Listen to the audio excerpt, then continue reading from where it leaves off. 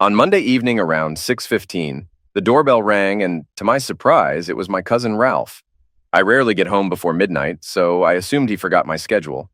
After inviting him in, I got him a beer and we watched Monday Night Football while chatting. Ralph seemed disappointed that my wife, Lois, wasn't home, but she had called earlier to say she'd join us after work with her coworkers for a drink. I eagerly awaited her arrival. Lois and I hadn't been lovemaking for over 3 weeks, as she often claimed fatigue or headaches. Ralph left around 8 o'clock, and I stayed up, dozing off in front of the TV, a rare occurrence for me. When I woke up, Lois's car was parked outside, but she hadn't come to fetch me for bed, which struck me as odd. Finally, we were lovemaking, but I couldn't shake the feeling that she frequently found reasons to say no. It made me question my worth as her partner. After repeating this pattern for weeks, Lois asked if she felt too loose, a question that puzzled me. I assured her she was perfect for me, though I knew she wasn't being truthful. From my perspective, there was a moral dilemma. Honesty about physical compatibility was essential, but it needed to be approached delicately. Despite my love for Lois, doubts lingered even after she accepted my proposal, leaving me uncertain about the future. Returning to my attempts to awaken a slumbering Lois for some affection, her groggy voice muttered, "Oh, it's you." My disappointment at finding her asleep in bed instantly ignited into furious anger. "Who did you think it was? You miserable cow?" I exploded, unable to contain my frustration. "What's going on? Who are you with?" Storming off the bed, I snatched my shorts from the floor and stormed downstairs. Grabbing a beer, I retreated to the patio to cool off and process the tumultuous encounter. It seemed like she was interested at first, but once she realized it was me, she declined. Her tone was dismissive, like, "Great, him again." As I stared at the night sky, I questioned for the first time if her claims of spending time with friends were genuine. Doubt crept in. Then the realization hit me. How would I afford a detective to uncover her secrets? It seemed she could read my mind, yet showed no remorse. It was as if she thought, "Oh well, he knows now." Feeling restless, I opted to watch TV instead. Finding a blank tape, I popped it into the VCR and settled in to watch last week's NCIS. The video revealed everything. I paused it and quietly checked upstairs, finding Lois already asleep. Returning downstairs, I resumed the tape and witnessed my wife with my cousin Ralph in the bedroom. The camera angle suggested it was hidden in the closet, capturing their actions. The betrayal stung deeply, and questions flooded my mind about how many times this had happened. Suddenly, a stranger's voice broke the silence. "What did I do to deserve this?" Lois's panicked exclamations drew my attention. She frantically dialed a number, urging someone to answer. Seizing the phone, I confronted her, causing her to recoil in fear. "Why don't you retrieve the tape, Ralph?" I demanded, warning him to stay away from me in the future.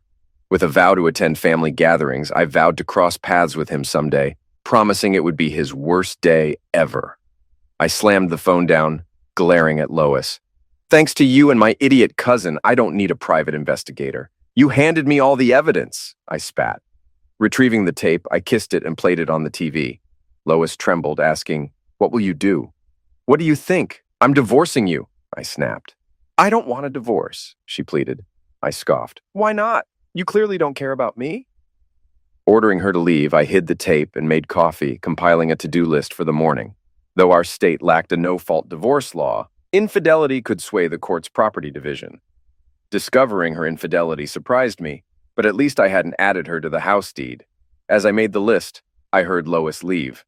I pondered the rapid shift from love to hate and focused on what I could do next, grateful for the resources available online. As I headed to my room, I noticed the blank tape I had left on the TV was gone, and I smiled, hoping Lois had taken it without watching it.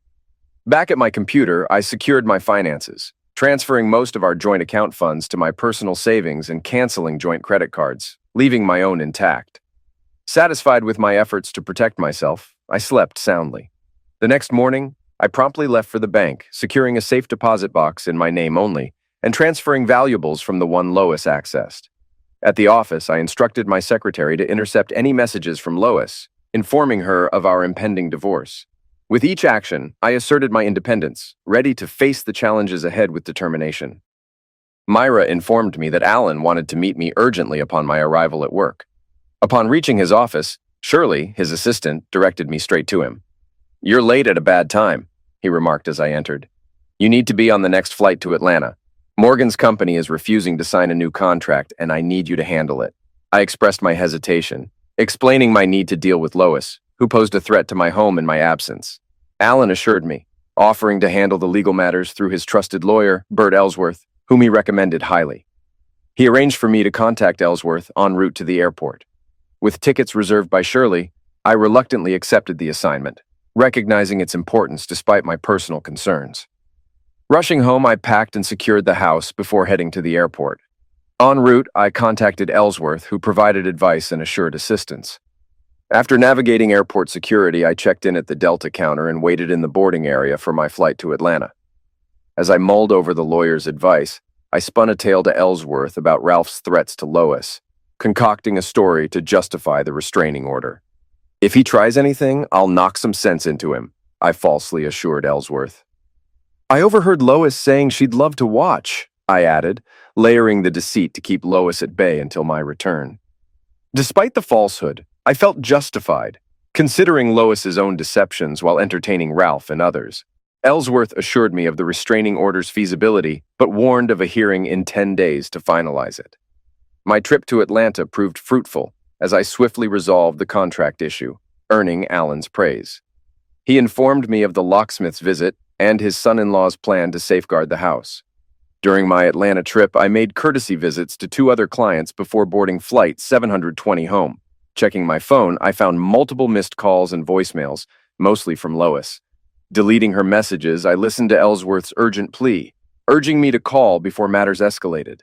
Ellsworth's voicemail confirmed he secured a protective order that afternoon and would serve it on Lois at her workplace the next morning. Grateful to Alan for the recommendation, I thanked him.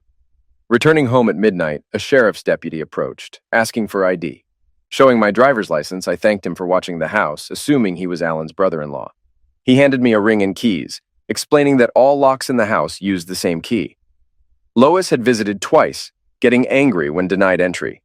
Inside, I noticed the answering machine blinking, but exhausted, I turned off the phone and slept. In the morning, I checked the answering machine and found all messages were from Lois, repeating the same plea to call her. Too late, honey, I thought. At work, Myra informed me of Lois's persistent calls, but assured me she hadn't connected with her. I thanked her, expressing gratitude for her support. Myra joked, "You say that to all the girls," as I kissed her forehead. In Alan's office, I updated him on the situation and thanked him for his help. Alan asked about my plans next. "Get on with life. Maybe find someone who'll put up with me," I replied. Alan encouraged me, saying things would improve over time. Returning to my office, I focused on work.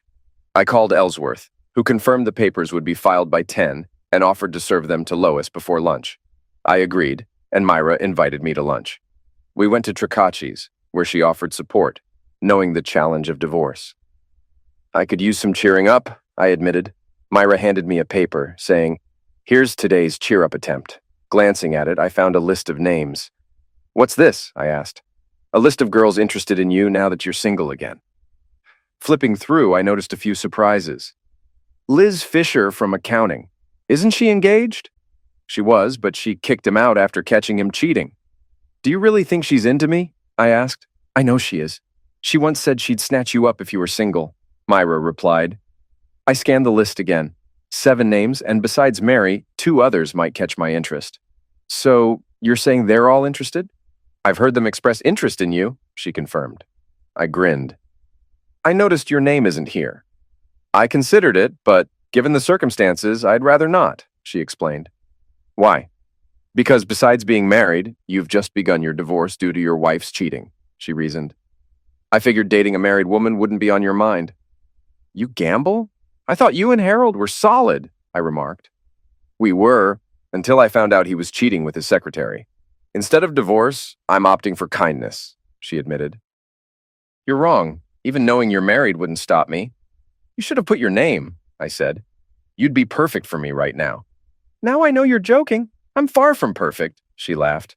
"That's where you're mistaken. You have one characteristic they lack," I teased. "And what's that?" she inquired. "You're married, and they're not." "You'll have to explain that," I remarked. "Right now, I don't need an emotional connection. It'd be too easy to get involved with the 3 on your list I'm interested in, You're already engaged and seem keen on retaliation with your husband. If we got involved, it'd be strictly physical, I explained. Are you serious? She asked. Absolutely, I affirmed. Don't get me wrong, I wouldn't pursue a married woman, but if she's free, that's a different story, I clarified. What about a long lunch then? She suggested. Not today, but tomorrow I'm free, I agreed. It's a date. Hypocritical? Not at all. According to Ellsworth, once Lois received the divorce papers, we'd legally part ways. At 2:45, Lois called. Knowing she'd likely been served, I answered. What do you need? I asked bluntly. Why can't I get into the house? What's with the divorce? Why are my credit cards not working? And the protection order? She demanded. Just out of my mind, I replied tersely. Your cards are inactive because part of divorcing a cheating wife involves canceling her credit cards. And you can't enter the house because you're no longer living there. And I don't want you in, I explained. You need to stop this, Dave. Losing half your assets over a little fling, it meant nothing. I love only you, Lois pleaded. I see it differently. You cheated, making you a strumpet in my eyes, which is why I filed for divorce, I retorted. We should discuss this face to face, Lois insisted. Surprisingly, I agreed. Where and when? She asked. Not tonight. I've barred you from the house, I replied. You can't keep me out, she protested. Actually, I can. The house is mine, not yours. You'll retrieve your belongings with a court official present to ensure fairness, I stated firmly. Let's just talk it out, she suggested. Not here, I insisted. You're being unreasonable. Where then? Lois demanded. Tomorrow, 6 p.m., Angelina's restaurant. We'll have privacy, I proposed. Ending the call, I pondered whether Lois truly believed her excuses would sway me. Sadly, the answer was yes. Why wouldn't she think I was naive? I let her off the hook for years. That evening, I hit the landing strip lounge after work, hoping for a pick-me-up. It was open mic night, so I hoped for some laughs. I sat at the bar, and Karen greeted me. The usual, Dave? She asked. I usually get a PBR and some good company, I replied. I've got a keeper, Karen said, pouring my beer. Then a woman took the stage for stand-up comedy. A surveyor stopped by Will's farm in eastern Minnesota and announced he had some bad news. I have discovered that your farm is not in Minnesota. It is actually located in Wisconsin. Will let out a huge sigh of relief and said, That's the best news I've gotten in a while. I was just telling my wife this morning that I don't think I could stand another winter in Minnesota. She laughed and continued. The New York City Department of Education reports that only 26% of the city's 3rd through 8th graders passed the English exam. But on the other hand, they're too bad at math to realize how bad it is. 2 more comedians followed her act, and I departed feeling notably uplifted compared to my arrival. Maybe there's some truth to the old adage that laughter is the best medicine. The next day at work, as soon as I settled at my desk, Myra reminded me of our lunch date. Despite a hectic morning, Myra and I headed out for lunch at 11:30. En route to the Marriott, I asked if she truly preferred eating before our plans, to which she chuckled and quipped, Being entertained on a full stomach slows me down a tad. I checked us in under the alias Meister and Mrs. Ralph Tomlinson, a fitting nod to Lois's affection for donkeys. Once in the room, we wasted no time getting lovemaking. The remainder of the day flew by, and it was soon time to rendezvous with Lois at Angelina's. Arriving ahead of her, I secured a booth in the quietest corner, far from the dance floor. Ordering my usual, I settled in to await her arrival. When Lois showed up 5 minutes later, she looked as stunning as ever. Normally, her presence would stir certain desires in me, but the knowledge of her actions in our marriage quelled that impulse. As she sat down, she ordered her customary Cosmo, visibly irritated when I requested separate checks. Sipping my beer, I prompted, All right, Lois, you called this meeting, so what's on your mind? Honestly, Dave, you could have been more courteous given the circumstances. Lois, you're lucky I haven't torn you apart. Speak up or I'll walk out. With a sigh, she said, You're blowing things out of proportion, Dave. We don't need to divorce. I love you, always have, always will. My affair with Ralph means nothing to me. Yes, it happened, but it was just physical. Most of the time, I can't stand him. He's never posed a threat to you or our marriage. Why did you prioritize him over me if he means nothing to you? I didn't. Yes, you did. Reflect on the past 6 months. How often have you been there for me? Mostly reluctantly, doing favors. Think about the last 3 weeks.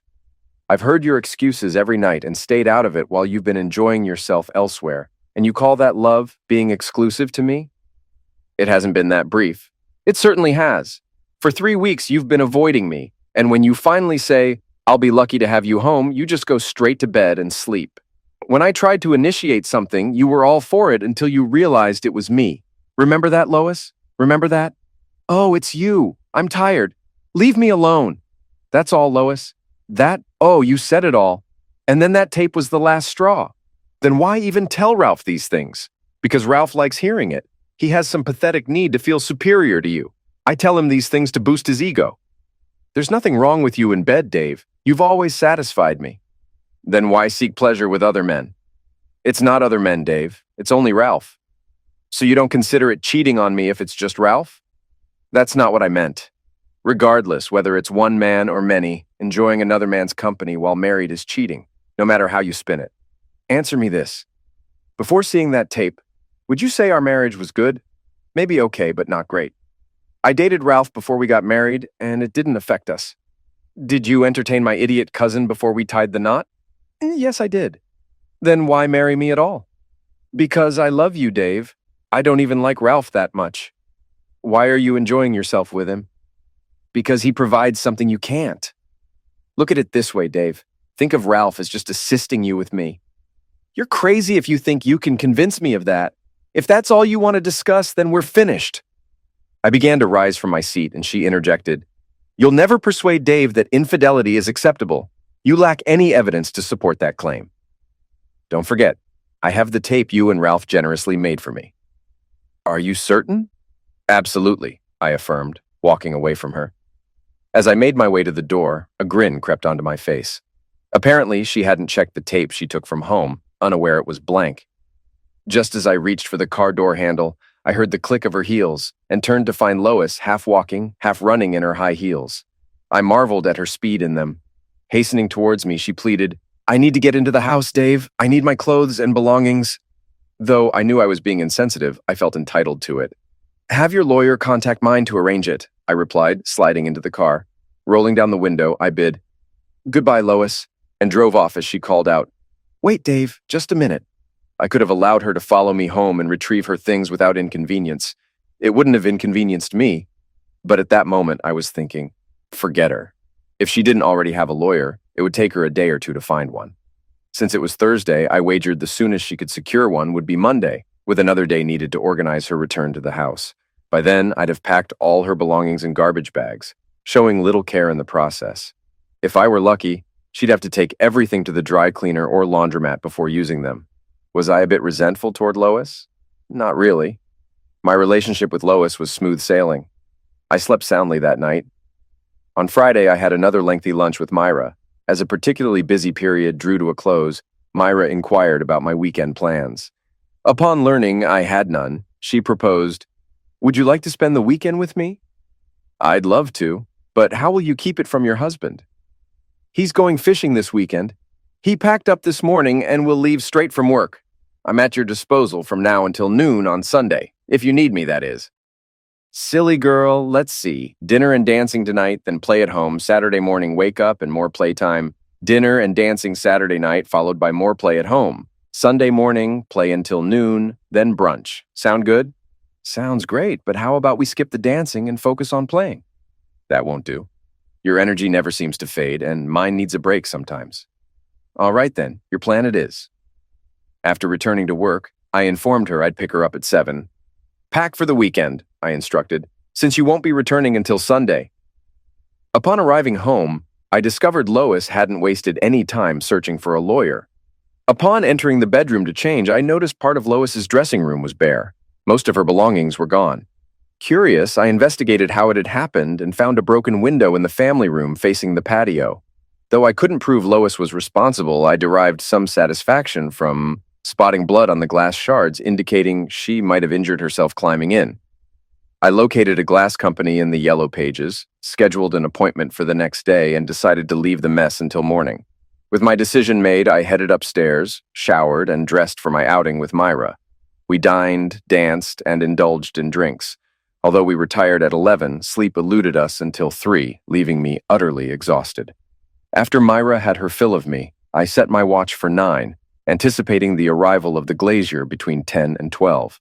However, Myra woke me at 7:20 in a delightful manner. While awaiting the glazier, I tidied up the broken glass, completing just as the glazier arrived at 10:10. By 10:40, the repairs were finished, and by 11, Myra and I were enjoying a late breakfast at Tricacci's. Following our meal, I inquired what Myra would like to do next. "Just relax and cuddle. That's all I want," she replied. And that's precisely what we did. Buoyed by our spirits, by 5, we opted to order pizza and continue our leisurely day. We decided against closeness on a full stomach, opting instead to lounge on the couch and watch TV for an hour or two. However, our TV viewing was abruptly interrupted mid-program. Sunday morning dawned, bringing with it the realization that I would have to return Myra to her husband. This realization sparked a thought which I voiced over pancakes at the village inn. "How much time do we have left?" I inquired. "What do you mean?" Myra responded. "When are you planning to leave me?" I clarified. "Why do you think I'll leave you?" Myra questioned. "From what you mentioned about flirting with your husband," I explained. "I was under the impression you were just casually flirting, not involved in a serious relationship," I added. "Maybe, but it wasn't my intention. Typically, the men I encountered became possessive, wanting me to leave Harold for them. However, none of them could match Harold's lifestyle," Myra disclosed. "I couldn't fathom trading a comfortable home in a nice neighborhood for a one-bedroom apartment, wondering if we could afford bills each month. Plus, they weren't any better in bed than Harold, and they were messy," she continued. "And I always wore my wedding rings," Myra admitted. "I fail to see the logic. You sought out attention knowing they were aware of your marital status," I remarked. "True, but I wasn't seeking a replacement for Harold. I just wanted retribution. Holding on to them, if they were skilled in bed, didn't imply emotional attachment," Myra confessed. "Admit it." "If they started stalking me knowing I was married, do you think I could ever trust them if I made the relationship permanent? So I'm just another sleaze? Don't be ridiculous." "Of course not. I've been working for you for over 5 years now, and in all that time, you've never once flirted with me. Consider what brought us here. Love." "I pretty much gave you an open invitation. You made it clear that you'd never pursue a married woman, and you didn't. I offered, and you had the good sense not to refuse. If anything, I'll be the one to end it. I can assure you of that. If it does happen, it won't be anytime soon." "Do we have time for one more before I have to take you home?" She grinned, and we drove off. As I retired Sunday night, I felt like one of the happiest men in the state, maybe even the neighborhood. On my Monday commute to work, I reflected on my relationship with Myra and realized it couldn't continue, at least not in the same manner as over the weekend. I was suing Lois for infidelity, and if she hired a competent lawyer, one of their first moves would be to find something on me to use as leverage. If I got caught with Myra, Lois could counter, but I wasn't willing to go without her for the duration of the divorce proceedings. I had already endured enough deprivation while married to my unfaithful wife. Upon arriving at work, I summoned Myra to my office, explaining the dilemma and seeking her input. "I have a couple of ideas, but I'm not sure if they're feasible," she began. "Tell me, and let's see," I encouraged. "You have 3 uncomfortable customer chairs here. You need to replace them with a comfortable couch so visitors can sit comfortably," she proposed. "I can arrange that," I agreed. "Then you often stay late at work, so naturally I'll need to stay late to assist you. After we install the new couch, you'll leave, and I'll wait for 10 or 15 minutes to allow anyone watching you to follow, ensuring they won't see me leave," she suggested. "That should work," I concluded. "Here's another option. I'll leave for lunch. Before you head to the hotel, book a room and call me with the room number. Upon arrival, take the elevator to the 2nd floor where the conference rooms are, then use the stairs to reach the designated floor. However, we can't do this often. Attending too many conferences may arouse suspicion.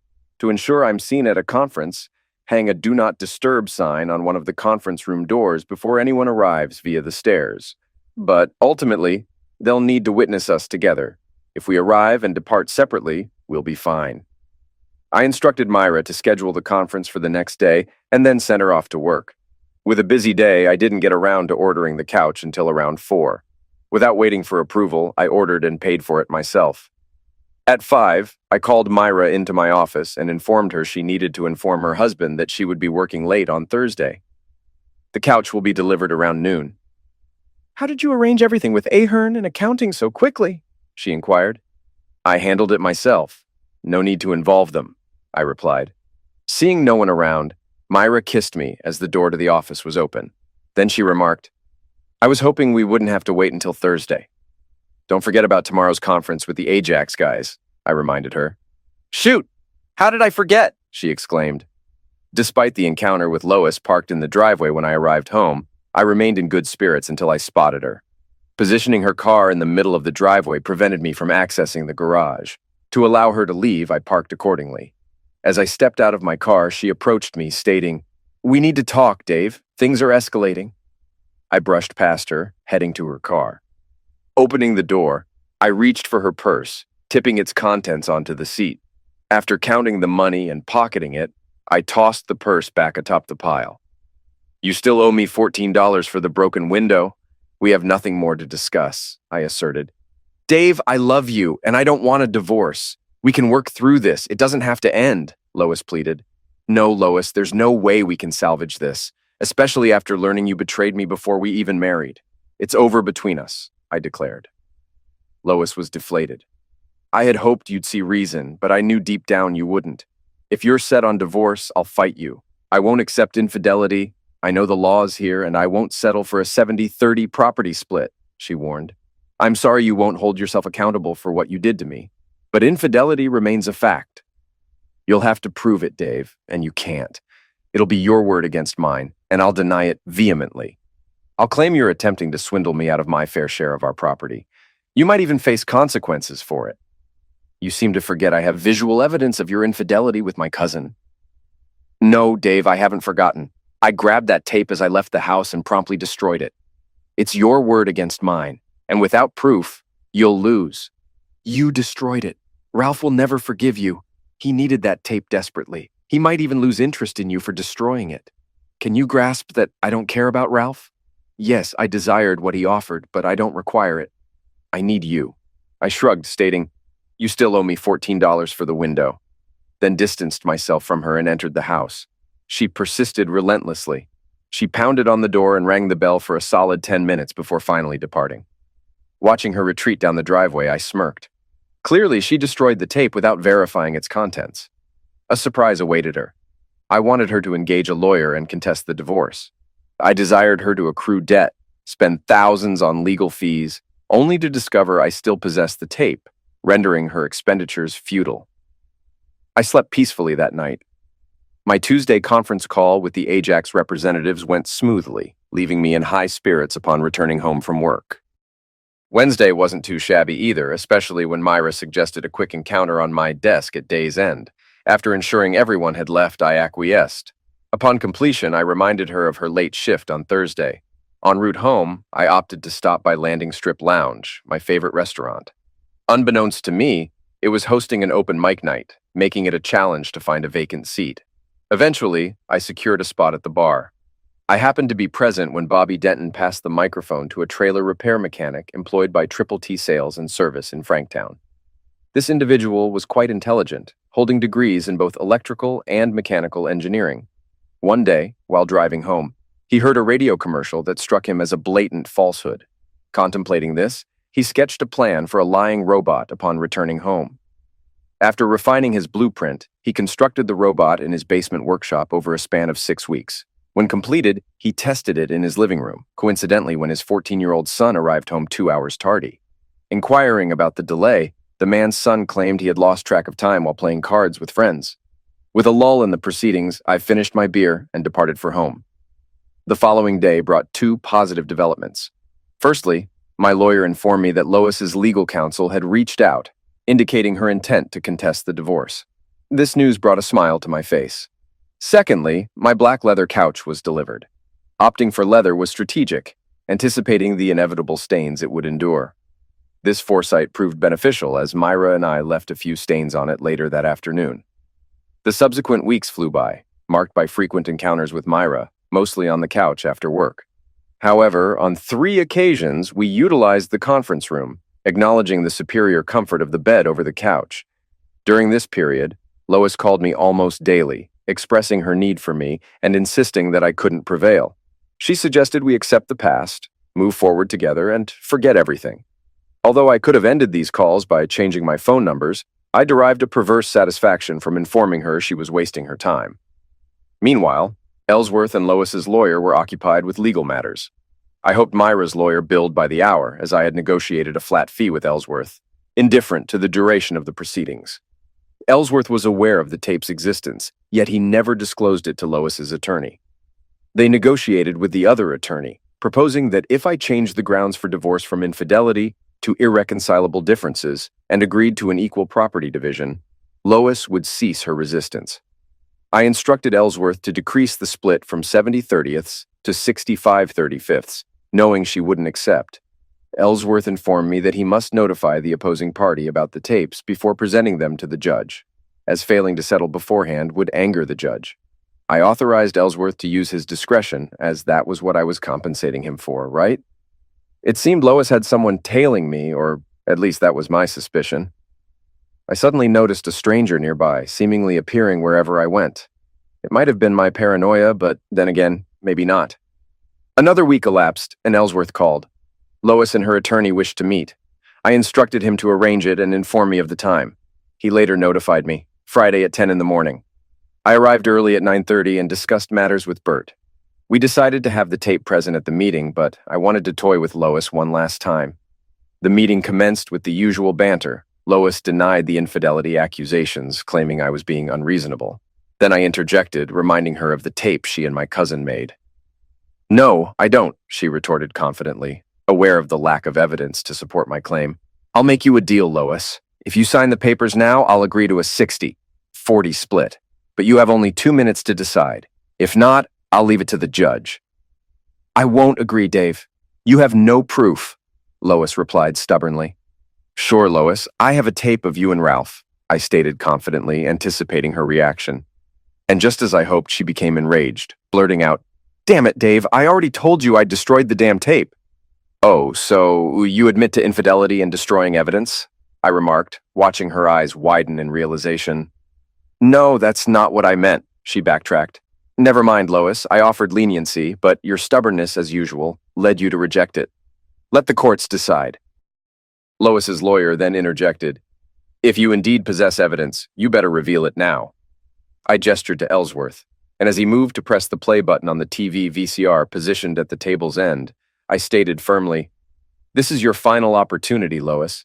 I'm willing to settle for a 60-40 split, but once he presses play, the offer is rescinded and we proceed to court. Screw you, Dave. You've got nothing on me." With that, Bert pressed play, and I rose, declaring, "See you in court, Lois," before exiting the room. Before I even left the building, my phone rang. It was Bert. "They're interested in making a deal." "No thanks. I offered her an out, but she refused, so full steam ahead." My actions only escalated Lois's phone calls. I disconnected the house phone, and Myra knew not to pass on Lois's calls to me, leaving my cell phone as the only means of contact. I kept the same number to toy with Lois, finding amusement in the numerous unanswered calls from her. As for my personal life, Myra was providing more than enough excitement. 3 days after the meeting with Lois and the attorneys, Myra approached me saying, "We've got a problem, a major one." I panicked, fearing her husband had discovered our affair. "How serious is it?" I inquired. "Pretty serious. Harold needs to fly back to Ohio for some issues regarding his parents' inheritance. He'll be gone for a week." "So, what's the dilemma? How do we manage a week together?" I pondered for a moment before suggesting, "Simple. You leave work half an hour before me, drive to my place, park a block away, ensure all curtains are shut tight, and when I return home, we'll have our time.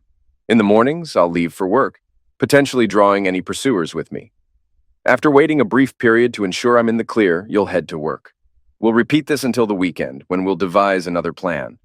What about a weekend plan like this? I keep up the routine, but on Friday evening when you return home, we stay indoors the entire weekend. Do you think you can handle spending 2.5 days with me?" "What I'm unsure of, dear, is whether I can survive 2.5 days with you. We won't know until we try." So we went through with our plan, and I made it through the weekend. However, once it was over, I found myself feeling a bit down, especially when Myra returned home to reunite with her husband. I had grown accustomed to Myra's presence. She provided good company, and we got along well. Yet, deep down, I knew that once my divorce was finalized, I would be seeking a replacement for Lois. I valued the idea of marriage and longed for a fulfilling relationship where I could fall asleep in the arms of a loving partner who would be there in the morning. While I could envision having that with Myra, she never explicitly indicated that she would leave Harold. I sensed that she was content with him, aside from his occasional mistreatment, and was prepared to remain with him as long as she could reciprocate. Recalling the list that had ignited our affair, I mentally reviewed it. There were 3 men on that list, none of whom seemed suitable to be my spouse. 2 of them smoked, a habit I detested due to growing up in a household where both my parents were heavy smokers. Liz, from accounting, the only non-smoker among them, was indeed attractive, but I considered her too young for me. Our age gap suggested we might lack sufficient common ground. A brief encounter in her office, where she was listening to rap music, a genre I disliked, reinforced this belief. While entertaining the idea of a fling with Liz might be tempting, I doubted we could sustain a lasting relationship. These reflections occupied my mind during my Monday morning commute. Once at work, I found myself swamped with tasks, too preoccupied to dwell on personal matters. In fact, I was so occupied that I had to decline when Myra popped her head into my office asking if we were going to lunch. Right before I wrapped up my workday, Bert Ellsworth called. He mentioned that Lois was eager to resolve the matter. I understand your stance on bargaining, but offering her a 60/40ths deal to sign immediately might be wise. Infidelity typically influences asset distribution, but with 2 out of 7 divorce judges being women, they often lean towards a 50-50 split, regardless of grounds. We might end up with one of those judges. Settling now could be in your best interest. After about 30 seconds of contemplation, I instructed him to propose a 65-35 TRSS deal and gauge her response. During the downtime, Myra entered my office, requesting some time on the couch since she missed her extended lunch break. I granted her request. The following morning at 10 o'clock, Ellsworth called to report that Lois had agreed to the 65-35 offer. He mentioned she would arrive on Wednesday at 5 to sign the papers and requested a brief meeting with me. Although I saw little purpose in it beyond giving me another chance to confront her, I wanted to conclude matters swiftly to avoid further inconvenience to Myra. I informed Bert that I'd be available at 2 o'clock to accommodate her request. We convened in the conference room, and I took a seat, waiting for her to speak her piece. Recognizing my silence, she took a deep breath and expressed, "I don't want this, Dave. I know you may doubt it, but I love you. Perhaps we can find a way to reconcile and stay together." "Absolutely not, Lois. Not after discovering the extent of your infidelity. Let me be frank. If it were a fleeting affair, I might consider reconciliation. Suppose you had a series of regrettable encounters before our marriage, followed by years of fidelity until one resurfaced, leading to a brief affair. I might have been able to forgive that, but a long-standing affair before we even committed to each other? No chance whatsoever. Lois, there's no resolving this. You lavish love on the man you claim to barely like, while the one you profess to love can go weeks to months without it. It's futile, Lois. It just is. Is that all? Can't you please give us a chance, Dave? I can't, Lois. I'll never trust you again, and I refuse to live like this. I rose and made my way to the door. Pausing, I added, "You're an attractive woman, Lois, so I doubt you'll be single for long. If you find someone, I hope he treats you as poorly as you've treated me." With that, I exited the room and headed to the landing strip. Taking a seat at the bar, Karen served me a PBR and asked, "Where have you been, handsome?" "Dealing with a divorce and not in a very social mood," I replied. "I'd stop in for a beer or 2 and unwind." "So, does that mean I'll have a chance to charm you now?" she teased. "I thought you were content with your boyfriend all these years." I was, until I realized he wasn't what I thought." Deciding I'd had enough, I signaled for the bill. As Karen returned with my change, she flashed a smile and said, "When your divorce is finalized, don't forget about me, all right?" "I can manage that. Take care," I replied, leaving in high spirits. Karen's interest in me was unexpected. Once Lois signed the papers, it was all settled. Despite awaiting the final decision, I felt liberated, free from the fear of being watched. Myra and I could abandon our clandestine meetings. Around 10, she entered my office asking about lunch plans. "Yes, I'll leave around 11:20 and book a room," I informed her. However, she responded, "That won't be necessary anymore. Lois signed the papers yesterday, so we don't need to worry about avoiding something that might not have happened." At 11:30, we left for the Marriott. As the door to room 403 shut behind us, we leaped onto the bed. While we dressed, Myra posed a question. "What now?" "What do you mean?" I countered. "I mean, now that you're free." This took me by surprise, but I quickly formulated a response. As long as you want me, honey, I'll stick around. But eventually, I'll seek a wife. I enjoyed being married. What qualities would you seek in a wife? She should be attractive, love me, have the strength to tolerate me, and be a decent cook. I can cook, she offered.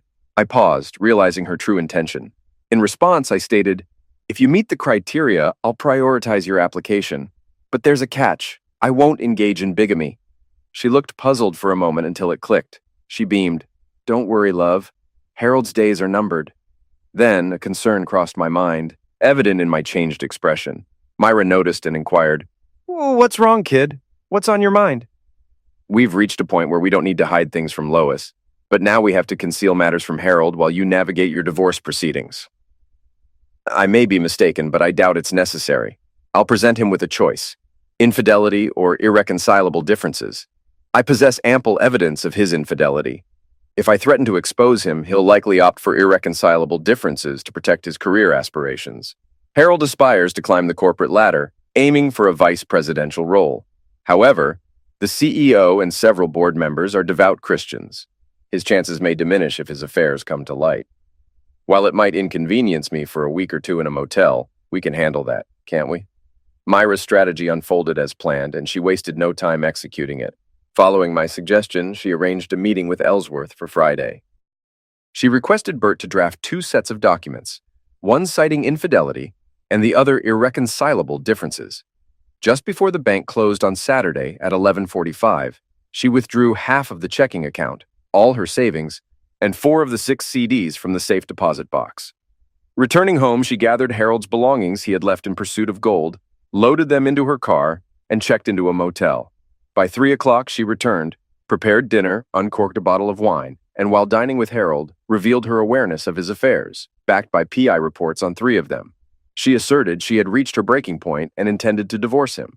She detailed her financial actions, offering to relinquish her share of the house, which exceeded her bank loan.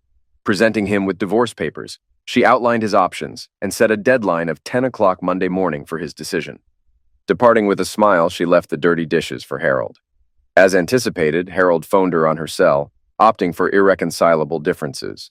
On Wednesday, they convened in Bert's office, where Harold signed the documents. Myra opted to remain at the motel over the weekend to let the situation settle. Later, she moved in with me, and we planned to cohabit until our divorces were finalized, then wed. However, this posed a dilemma. Myra excelled in her role and wished to retain her job. Yet, our company prohibited relatives from working together. While we could both stay, one of us would need to relocate. Unfortunately, the nearest facility for transfer was 90 miles away, impractical for us. Hence, we decided to conceal our marriage.